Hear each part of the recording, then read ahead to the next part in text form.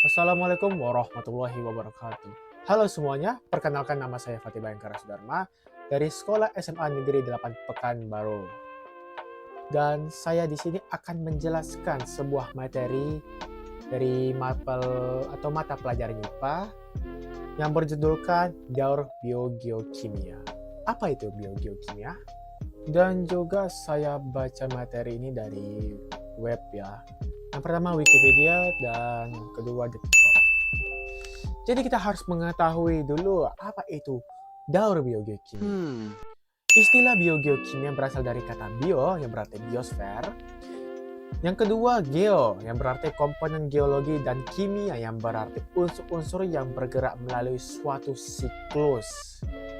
Jadi bisa diartikan bahwa biogeokimia adalah siklus unsur atau senyawa kimia yang berasal dari komponen-komponen abiotik menuju ke komponen biotik dan kembali lagi menjadi komponen abiotik. Medium penyaluran terdiri dari organisme yang dibantu oleh reaksi-reaksi kimia dalam lingkungan abiotik. Dan juga biogeokimia ialah suatu pertukaran atau terjadinya perubahan yang berlangsung terus-menerus antara komponen abiotik dengan komponen biotik. Dikutip dari buku Biologi tentang Ekosistem yang disusun oleh Khairul Huda 2020, daur biogeokimia adalah suatu siklus yang melibatkan perpindahan senyawa kimia melalui organisme sebagai perantara dan senyawa tersebut kembali lagi ke lingkungan fisiknya. Yang kedua yaitu fungsi daur biogeokimia. Dilansir laman UCAR atau Center for Science Education, atom-atom yang menyusun dan membentuk tubuh makhluk hidup di bumi merupakan bagian dari siklus biogeokimia seperti unsur karbon, hidrogen, oksigen, nitrogen, fosfor, dan belerang. Unsur-unsur di atas merupakan bagian dari daur biogeokimia yang berfungsi untuk membangun jaringan tubuh hingga membran sel guna mempertahankan fungsi fisiologis makhluk hidup. Dan juga untuk menjaga kelangsungan hidup di bumi, sebab materi hasil daur biogeokimia ini dapat digunakan oleh semua komponen yang ada di bumi, baik biotik maupun abiotik. Yang ketiga yaitu macam-macam atau jenis-jenis biogeoteknologi. Yang pertama daur fosfor. Fosfor merupakan salah satu jenis elemen yang penting dalam kehidupan. Sebab semua makhluk hidup membutuhkan fosfor yang berbentuk ATP, adenosine trifosfat, yang berbentuk untuk sumber energi metabolisme pada sel. Fosfor berbentuk ion yaitu ion fosfat. Ion ini terdapat dalam bebatuan. Akibat dari terjadinya erosi dan pelapukan, kemungkinan fosfat akan terbawa ke arah sungai bahkan sampai ke laut dan membentukkan sedimen atau batu-batu gitu. Sedimen yang mengandung fosfat bisa naik ke atas permukaan disebabkan terjadinya geseran gerak dasar bumi atau di dalam bumi ya. Tumbuhan mengambil fosfat yang masih berbentuk larutan yang berada di dalam tanah. Sumber fosfor yang terdapat di bumi yaitu bebatuan, tanaman tanah, dan bahan organik. Daur fosfor yang berupa hasil pelapukan batuan dinamakan input, sedangkan outputnya yaitu berupa fiksasi mineral dan pendidikan yang dapat dihasilkan oleh output fosfor. Dan fosfor juga dibagi menjadi dua senyawa, yaitu fosfat organik antara lain tumbuhan dan hewan, dan senyawa fosfat anorganik yaitu air dan tanah. Yang kedua yaitu daur air. Air dari area atau wilayah berbeda akan menguap, mendingin, mengembun, dan jatuh kembali ke bumi sebagai hujan.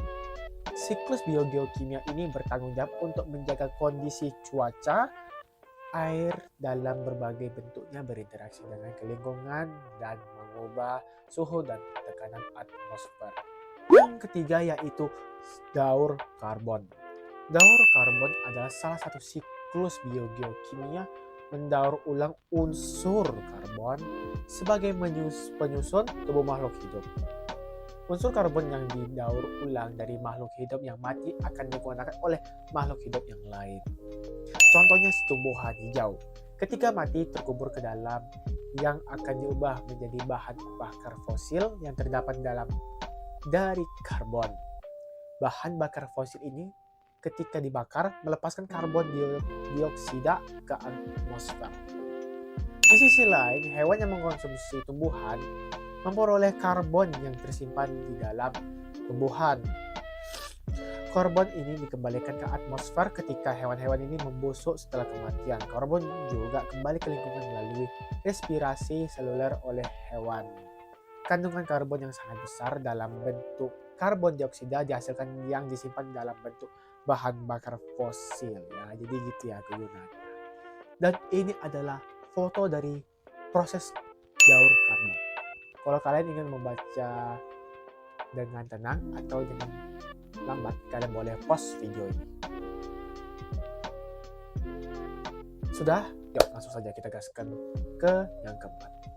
Yang keempat yaitu siklus atau daur nitrogen.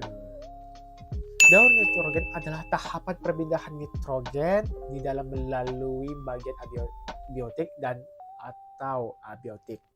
Dalam suatu ekosistem, siklus ini juga disebut sebagai proses konversi senyawa nitrogen menjadi bentuk kimiawi yang lain. Nitrogen bergerak perlahan melalui siklus dan disimpan di reservoir seperti atmosfer, organisme hidup, tanah, dan lautan. Sebagian besar nitrogen di bumi ada di atmosfer. Sekitar 80% molekul di atmosfer bumi terbuat dari dua atom nitrogen yang terikat bersama N2. Yang kelima yaitu daur sulfur. Daur jenis terakhir bisa dibilang. Daur biogeokimia ini bergerak melalui batuan, badan air, dan sistem kehidupan. Sulfur dilepaskan ke atmosfer oleh pelapukan batuan dan diubah menjadi sulfat. Sulfat ini diambil oleh mikroorganisme dan tanaman yang diubah menjadi bentuk organik. Sulfur organik dikonsumsi oleh hewan melalui makanan. Ketika hewan mati dan membusuk, belerang dikembalikan ke tanah, kemudian diperoleh oleh tanaman dan mikroba dan siklus berlanjut. Mungkin sampai sini dulu ya untuk penjelasan materi daur biogeokimia ini. Jika ada salah kata, mohon maaf, saya bukan manusia sempurna, tetapi saya adalah manusia setengah sempurna, setengah tidak sempurna. Jadi, wassalamualaikum warahmatullahi wabarakatuh. Ciao.